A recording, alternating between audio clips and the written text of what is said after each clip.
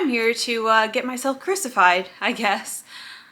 It's a good thing I'm an immortal vampire.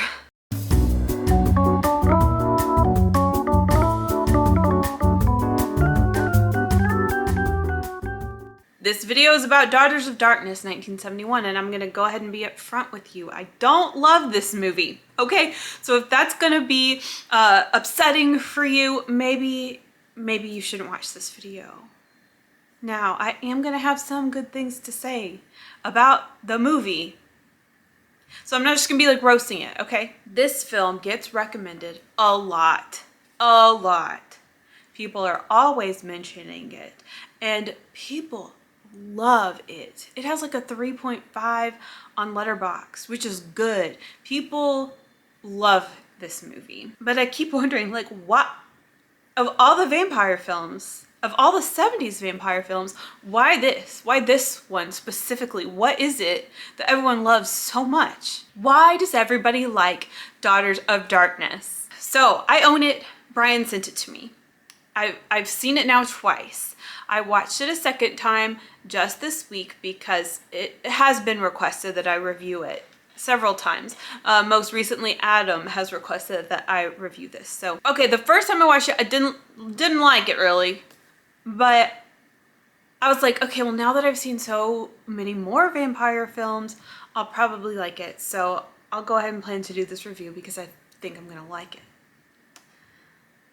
It still just didn't work for me. So before we move forward, let's just like get the spoiler disclaimers out of the way.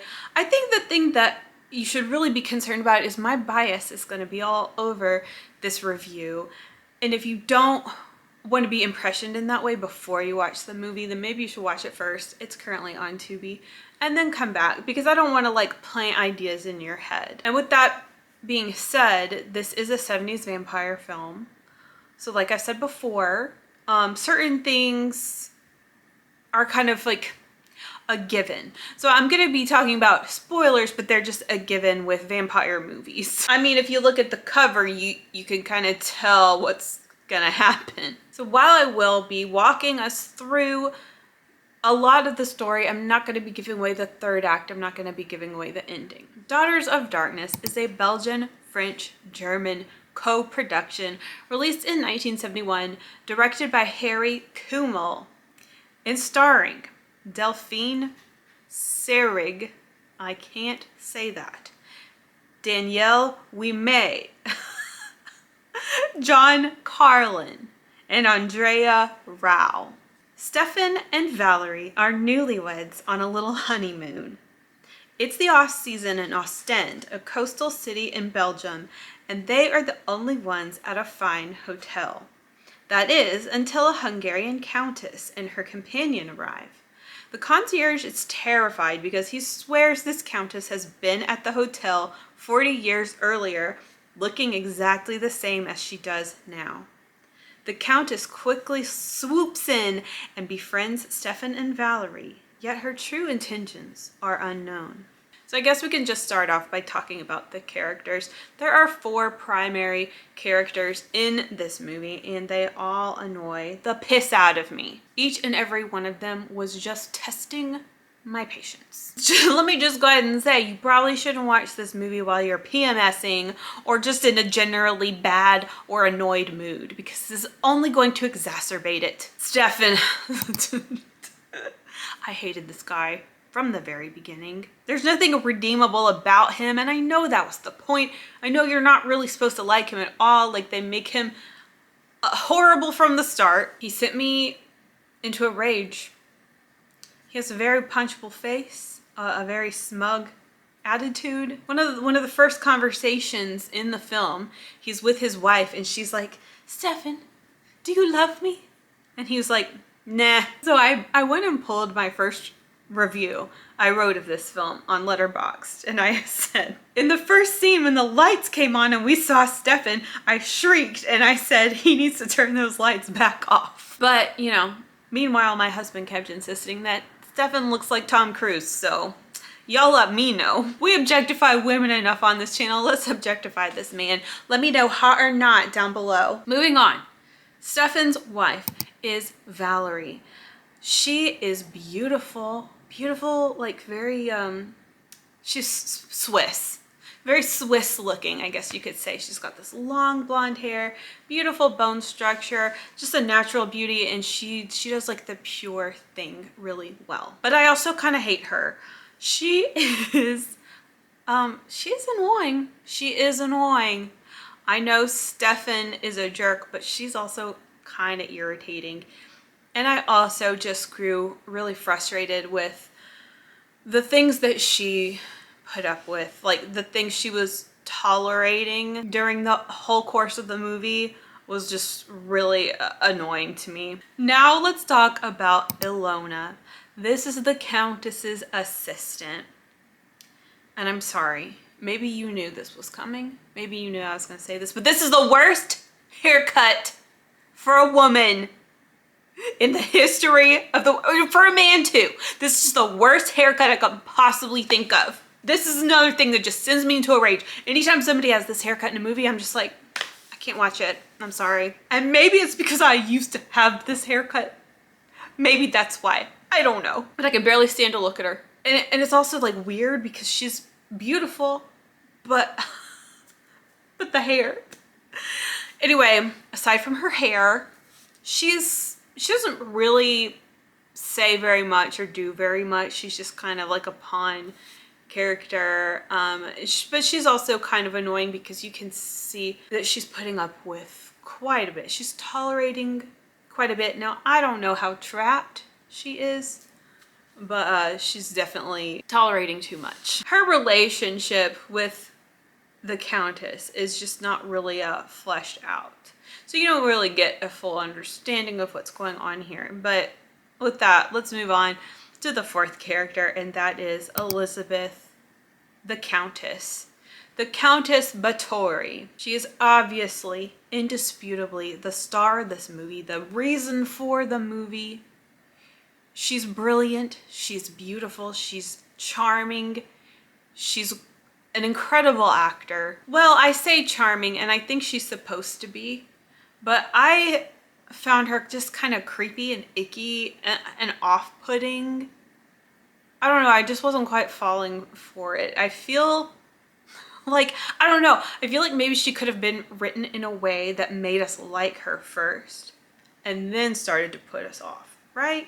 But she was just pretty off-putting from the beginning. And yeah, I would say if there is a reason to watch this movie, it would definitely be because of her, because of Delphine, even though her character is not like spectacular. So yes, I found it hard to side with or empathize with anybody in this movie. I wasn't really rooting for anybody because everyone was just terrible. And that made for a weird ride. Okay, so let's talk about the story a little bit. We start off with Stefan and Valerie, who just it seems like they spontaneously got married, and it seems like they don't quite know each other very well. But they got married, they're on this little trip. Stefan doesn't want to tell his mom that they got married, and Valerie won't shut the fuck up about it. And that's pretty annoying. But also, Stefan, why don't you want to tell your mommy? It seems to be some sort of like maybe a cultural reason or a socioeconomical reason. It's not very clear. So for a long time, he's like, yeah, I'm going to call my mom. I'm going to call my mom. And like, he never does. But then finally he does call his mom, and his mom is a dude wearing makeup and laying in a hammock. And that, I'm not really sure what that was all about. But anyway, back to the honeymoon. They are in this seaside hotel. It's very abandoned vibes because like I said, nobody is staying there. It's the off season. So it has the, and they aren't staying for a set amount of time. So they're just staying however long they feel. So it's got this very strange liminal vibe to it. Because they're on the ocean, but it's cold, right? So you can't really enjoy the ocean. And then you're in this hotel, but there's nobody there. And then you're staying, but you don't know for how long. So, I mean, that is a pretty cool setup.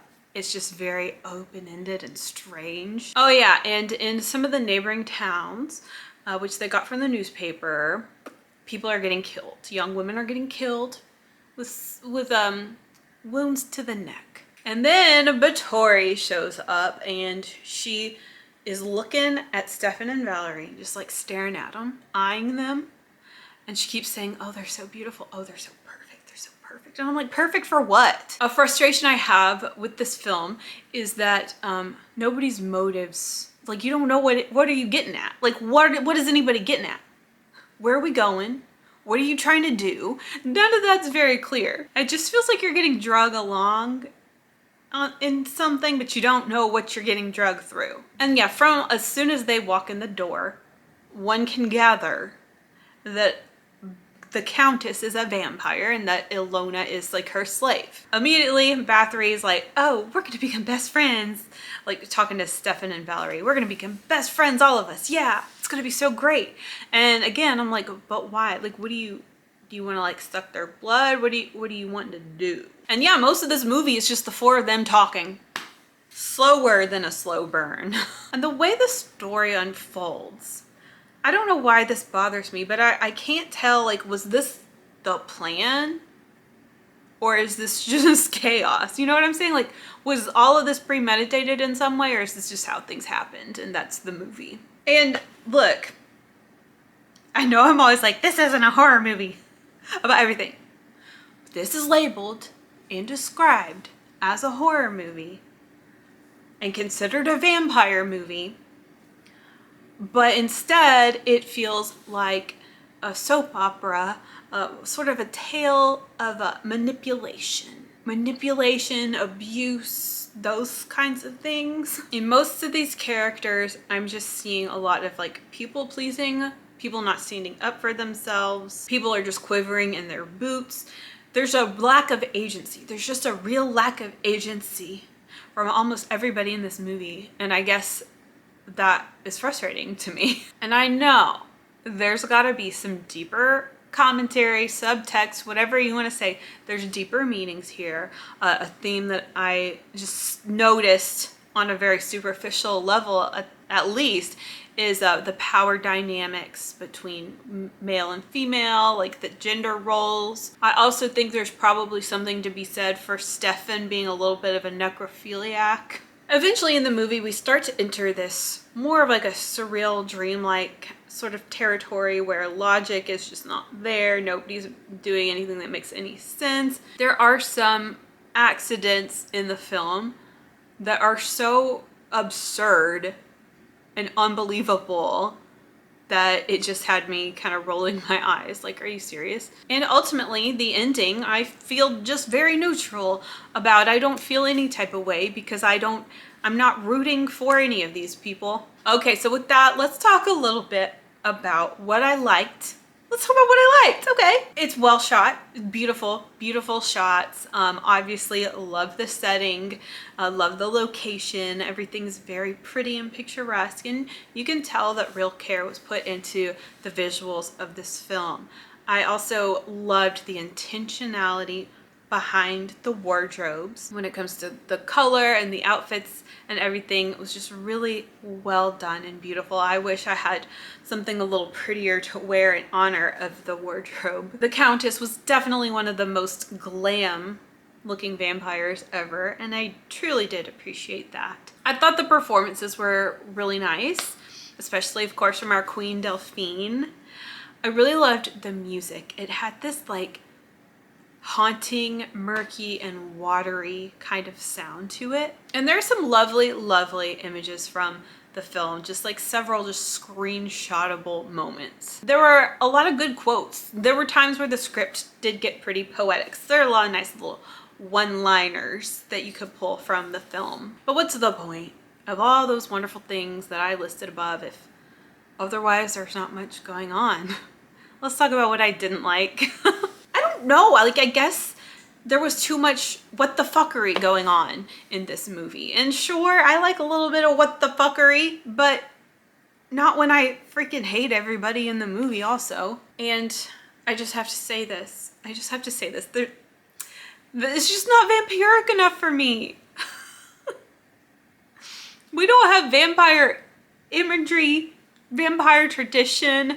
I mean, there's not even any lore that gets established for us. Not really. It's not until about an hour and 16 minutes in that something looks a little vampiric for me, okay? This feels more like a twisted Lifetime movie of deception and horrible people than it does a vampire movie. Am I too basic? I might just be too basic. I have basic needs when it comes to vampire films. Like, I want capes. Okay, we do have capes in the movie. I want capes and bats and fangs and blood and coffins and fog machines and castles. Like, my God. And I know it's cool. Like, the trope evading vampires are cool. I appreciate different takes. You know, when people try to switch things up, I get it. They have value. But sometimes, like, I just want something a little typical. And yeah, like the liminality, the backrooms vibe of this film is cool, but it's just not unsettling enough, I guess. What did you think, Daisy? Ugh. She's all wet because it's raining outside. And the movie's like hardly supernatural at all. It's like, it's almost too slow to be supernatural. And in fact, depending on how you interpret this film and its ending, you could say that it's not even supernatural at all, really. That could be one way to look at it. Overall, very little action in this movie. It's more just like a series of things that happen to a group of annoying people. The end. So final thoughts. Final thoughts. Okay, I'm sorry. Do you guys hate me? Am I like totally off base? You can let a hoe know. I just didn't click with it. I'm looking at the cover. I just didn't click with it. I mean, there's a lot to say though. So there is definitely some value in that. There's a lot to speak on.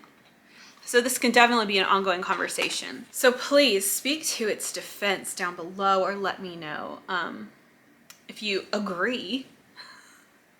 Now, I did read in some reviews that this is being more classified as an art house film, and maybe I don't like art house, I don't know. But I did read this review on Letterboxd from a user named Cherry.